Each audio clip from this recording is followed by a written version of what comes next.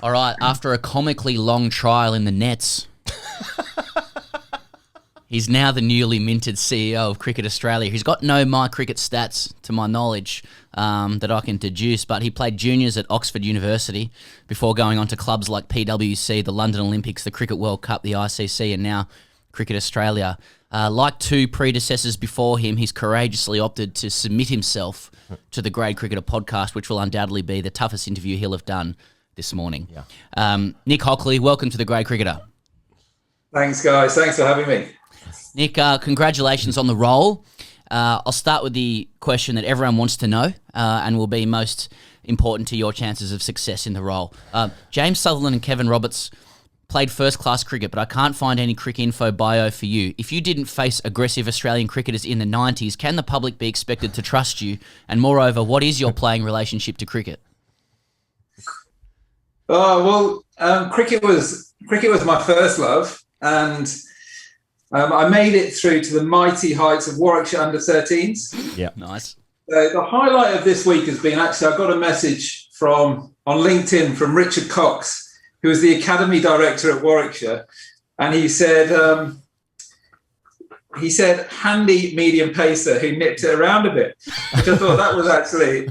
I thought I'll take that, but no. My dad played for Middlesex Young Amateurs, so cricket was in our household. We shared a back fence with Dennis Amos, so I played my club cricket for a club called West Bromwich Dartmouth in the Birmingham League up through until 16. And I suppose what happened for me was. A lot of the players I played with went on, had very successful county careers, the likes of Mark Waugh without a U and Anurag Singh. And, I found that everyone was just getting quicker and quicker. And then one season when I was about 16, 17, I got called a bit for having a slightly suspect action. And from then I really focused in on rugby as the game that I played to a decent level. But then, so played for England at student level at rugby, but still played a lot of club cricket, a lot of social cricket. So cricket was my first love, and I've spent the last 9 years working on Australian cricket and loved every single minute of it. Unbelievable. The new CEO of Cricket Australia chucked it. That's got a call for chugging. Unbelievable. I mean, yeah, I know that you're a well-accomplished rugby player, Nick. I mean, like, how good are we talking? Are we talking semi-pro, bit of rep stuff, club stuff? Like, what are we looking at here? Yeah, well, it's probably the reason I ended up in Australia. I lived with three Aussies at uni, and I played my club rugby for Moseley. Yep. So that was second division at the time. Played that was just when it went semi-pro, or just when it went pro, 95, 96. So I wouldn't say I was full-time professional, but the first year of my career, played in the second division. And as I said, I played for England at student level, but had to make the decision whether I wanted to go full-time or whether I wanted to concentrate on my career. And I reckon I maxed out of my potential. But I did get to play in front of a full house at Twickenham in front of 75,000. So really lived up.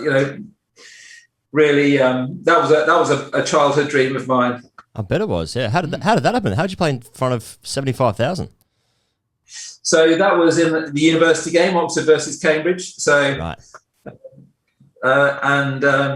Again, as I said, lived with three Aussies at the time. We had three load of Aussies playing in that match, who became great mates, and which is why I came out to Australia and eventually ended up here. Yeah. Sydney Uni versus UTS in the cricket here doesn't get as many people. So Nick, speaking of being in Sydney, we invited you into the studio here in Melbourne, but you're in Sydney, and we're actually stirred by that as ex-Sydney guys. Is it true now that can we say now that the balance of power is in cricket is moving back to cricket's most supreme state? Now it's helmed by a rugby man, so presumably you don't worship at the altar of AFL, which will be very stirring for a lot of other people as well, and very upsetting for many down here. But why was it Sydney for you? Was it love? Well, my wife's from Sydney, and when we moved back from London over to I started work on the Cricket World Cup, and we started out in Melbourne. I just found there's just been loads of travel with these jobs, and my wife's, all her family are here, and what's worked out over time is living in Sydney, but then commuting down to Melbourne. I really get the best of both worlds, and if you think about all our partners, our broadcasters, the cricketing media, aside from yourselves, there's a good number of people in both markets, and so it just seems to have worked well that we've got a system, and this is really a national role, and a lot of travel around the country and in normal times internationally. So it makes sense to have our support network close by, but. As the guys will tell you down at Cricket Australia, I'm typically down there when we can travel. I'm down there at least 3 days a week. Okay, but obviously the water's nicer in Sydney, and the other thing that I've gleaned, because we do a lot of research into these interviews, and it might surprise you, is that the other reason Sydney might appeal to you is because my understanding is you actually met your wife at Mansions. In King's Cross. So would you... Well, you've done your research well. One of the great circuits. Fingers a lot of pies, Nick. Fingers a lot of pies. And CCTV footage. But what are your recollections of Mansions back in the day? I got a few. Oh, goodness. Well, it's true. I did meet Lauren at Mansions, and I was basically wingman for a great mate of mine, Grant, who we played rugby together, and he said, "Oh, I've met this girl. I need a wingman," and it was a Sunday night, and those Sunday nights where you've just got you got a lot to do the next morning. I said, a lot of work to do the next day. I said, Grant, no, mate, do I really have to come? And anyway, he just goes, mate, I really like this girl. Well, he's ended up marrying Hannah, and there was nowhere else open. So we were in the cross. We ended up at Mansions, and met Lauren, and the rest, as they say, is history. Perfect. I took to myself back to some of the great times. Yeah, that's right. You just blacked out a little bit there. Nick, just onto, I suppose, administrative matters or cricketing matters. Like when it comes to the sporting stage with the glitz, the glamour, players, commentators, like I don't know about other countries, but I know here, sports administrators are like hardly looked upon as rock stars, and that can sometimes be viewed with the same kind of skepticism as politicians, or that's reserved for politicians. Like with that in mind, can administrators ever be popular, and does that matter to you? I mean, what matters to me is doing a really good job and doing everything we can to grow the sport and make a contribution to the community. But what I do find interesting in Australia, as compared to probably to the UK, there's just so much interest in the business of sport, and I think it's great because it holds everyone to account. It shows how much people care about the sport. But my view is and will be that the stars of the show, the cricketers, our job is to put in place the very best conditions to everyone to succeed, but equally we need to front up if there are issues. We really need to front up. So if you like, the I'm not one to necessarily seek the limelight or the kind of the public attention. For me, it's about doing an amazing job of growing the sport, delivering incredible experiences, and I'll continue to do that. In terms of grade cricket, Nick, I mean, our feeling was when we were sort of the end of our playing days here was that there was a gradual separation over the last sort of 20 years between, the grassroots grade cricket and the Australian men's team, because there was such an intricate link previously, during the most, the sort of strongest era of Australian cricket, especially, there was this really tight link between grade cricket and the international team. And then that sort of slowly dissipated and slowly separated. And I sort of wonder now there's no doubt there would have been huge lost revenues for every sporting organisation, not just Cricket Australia, but I imagine that'd be the case for you guys right now. But there's still all these people and clubs like struggling to survive really during COVID. So what I'm asking, I suppose, is even though there's this sort of rebuilding phase for CA and trying to get those revenues and trying to keep the game building and stuff, can clubs around the country still rely on CA for the grants and just to keep the just to keep the game alive in these sort of each individual community? Yeah, I think the cricketing ecosystem, it's really complicated, it's intricate, it's interlinked, it's actually kind of really finely balanced, but it is all very much interlinked. And, I see the elite game, it's about providing inspiration to encourage more people to come into the game at a community level, but equally the elite game is really about creating as much value as possible so that we can then reinvest it in the community. In this role, I'm very focused on making sure that we operate in a global entertainment business. It's a really sophisticated, very competitive business. And, part of the job is to make sure that is as commercially as successful as possible so that we can actually then reinvest and invest in growing the game at a community level. So certainly I think that's a really fundamental purpose of the elite level game. And we talked a bit about rugby earlier. That is something of I think they're doing a good job, but that's something of a cautionary tale that if we don't invest in the grassroots and growing the game, then what can happen? Yeah. At that top end of the spectrum there, Nick, I'm going to fire some maths at you here. Australia has 26 million people. India has 1.5 billion people, apparently.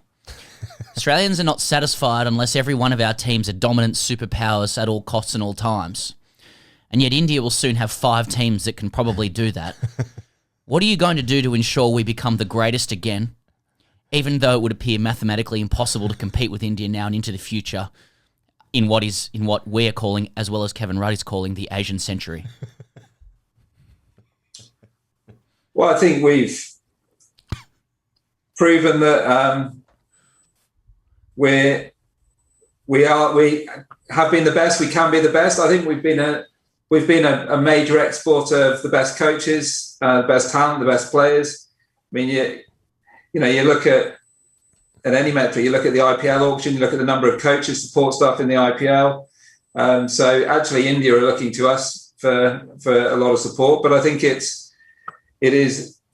there's no silver bullet. It's making sure the system is as effective as possible at every single level, all the way through. And I think it's fantastic that the Australian public demands nothing less than the best in the world. When you sort of go into meetings, Nick, with like governments and organising tours and that sort of thing, who's the alpha in the room when you're walking in? Do the governments like, you know what, we just want the Cricket Australia money, come and bring the circus to town, play the games, people spend the money, especially during COVID times, I'd imagine? Or do you have to do some convincing? When you walk into those big meetings with the governments trying to get those games going, who's the big swinging dick in town?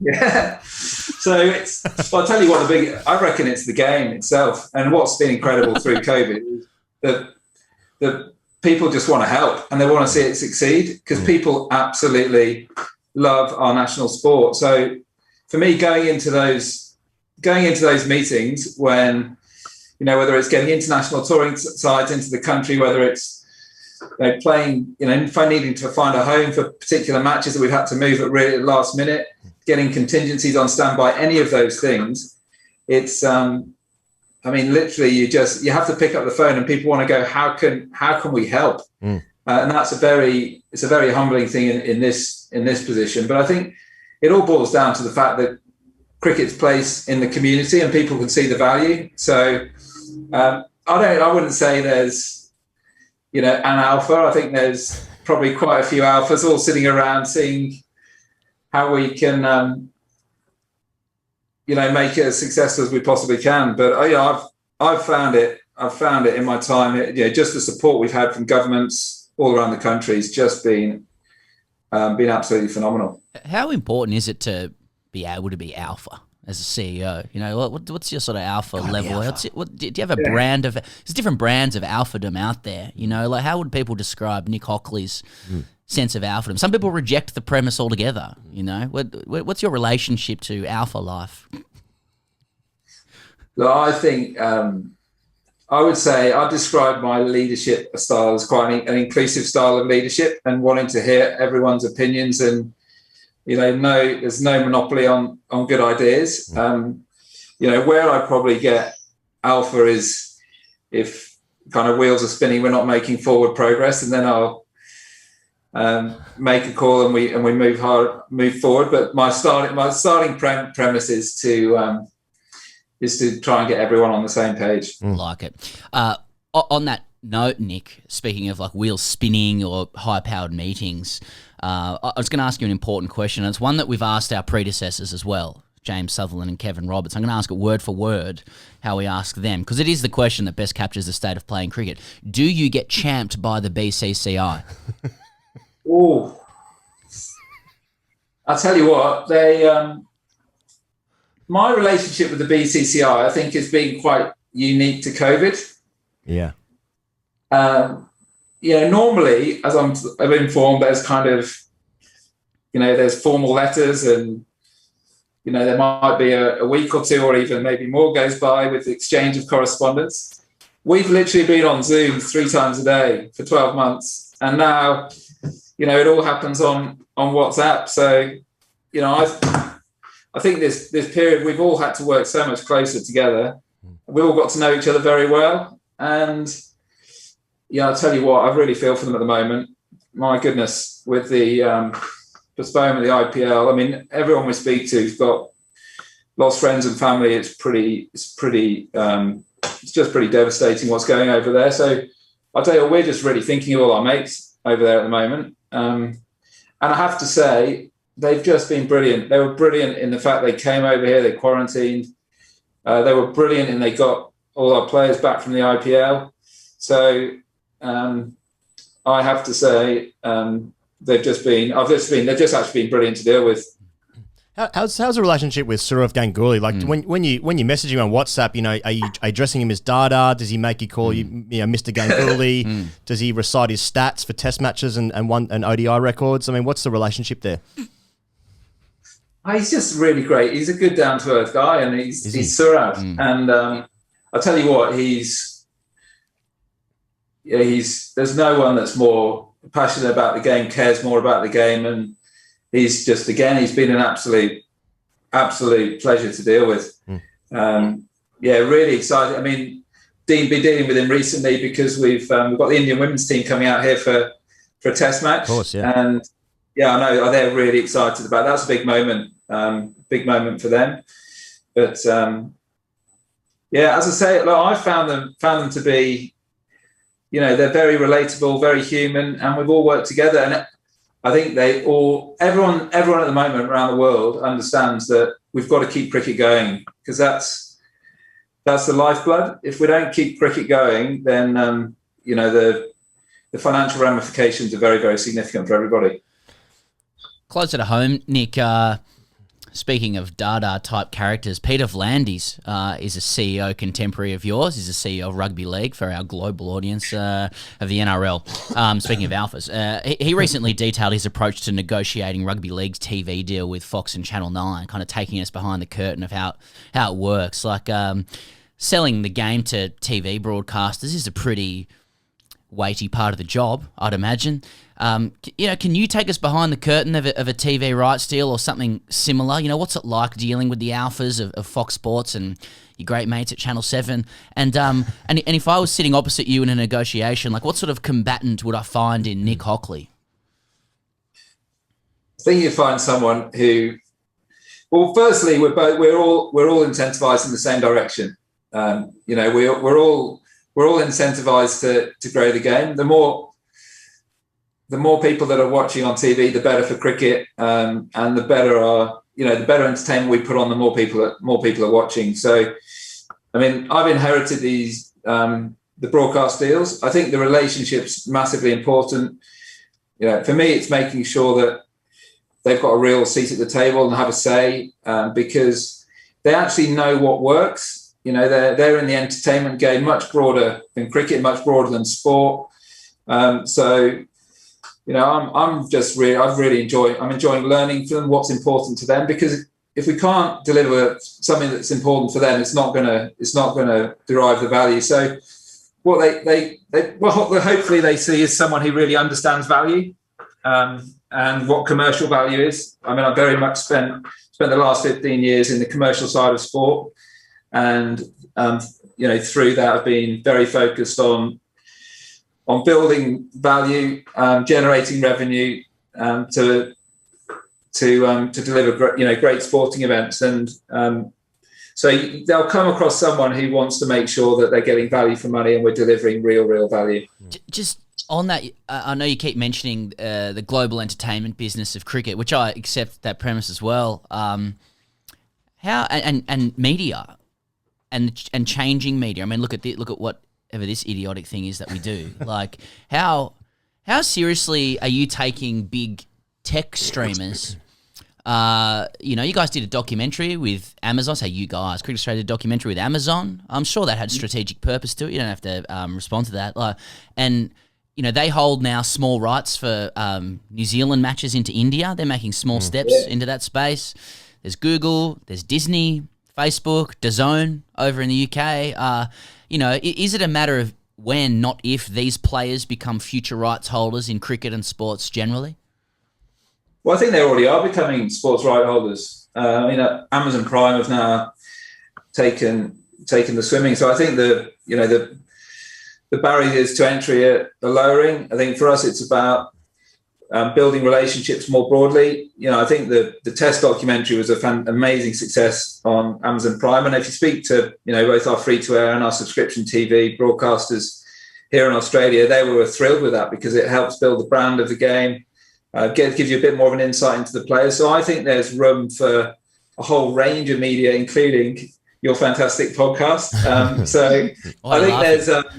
you know, I just think what we're going to see is we're increasing fragmentation, but also, you know, I think different media is going to have a different role to play. And for us, it's all about building relationships and building a really strong proposition so that we can deliver value to everybody. We saw just in the last week, Nick, about you know, England and New Zealand, the Test match there, and there's a whole conversation going on about England's entire focus is towards the Ashes. Excuse me. So I want to know. So I'm just choking up. You're scoffing, thinking about that. Yeah, exactly. So I'm guessing wondering, you know, please speak for your countrymen, and tell us why England only care about the Ashes. Well, I think winning in away Ashes for them is just the ultimate, and something they found very difficult to do over a long period of time. And I can tell you now, the work that's going on behind the scenes and retaining and winning the Ashes well on home soil is something that we're really singularly focused on. So, you know, I think you've got two sides where you've got a lot of experience. You've got some people maybe coming slightly towards the end of their careers as well. And, you know, it was a very tight series over there last time. I think it's going to be very competitive, and I think it's going to be, after the last series against India, it's going to be compelling viewing. And I just can't wait. Can't wait. I mean, you say a lot of work's going on behind the scenes, and I like to hear that. I feel my loins are girded, you know, hearing that. But Australia's not playing at the moment, so I can only guess that it's just about creating the greenest, fastest wickets of all time at the moment in some kind of climate-controlled environment. I mean, what sort of work is going on behind the scenes to ensure that England do not have any success while here? It's planning the preparation. It's a you know, we've been starved of Test cricket, but it's a busy run-in, and it's a busy run-in for a range of other formats. So it's, yeah, how are we competitive in the T20 World Cup, but also how do we make sure that we're balancing those objectives with performing really well in the Ashes, which is the priority. So, and that's the balancing act for everybody at the moment. And then you add in quarantine, you add in all of those additional challenges, and I think what's really important is that we're really, really well planned. So now that the guys are back from the IPL safely. They've literally got 2 weeks off, and then it's regroup in Brisbane, and it's basically plot out very, very carefully each of their individual programs so that we're in best shape come the summer. I'm sure you would have noted this from overseas, and there's all sorts of extraneous things that can happen that can throw a team off its course beyond any kind of controlled preparation and planning. But you would have followed the Ollie Robinson episode over in England. He's been suspended for racist and sexist tweets he published as a teenager.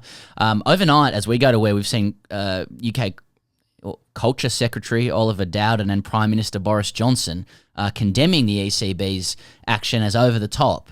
There's probably pretty similar political and cultural forces that would be at play in Australia around these kinds of issues as well. As CEO, how would you have dealt with this were it an Australian player at the centre of the episode?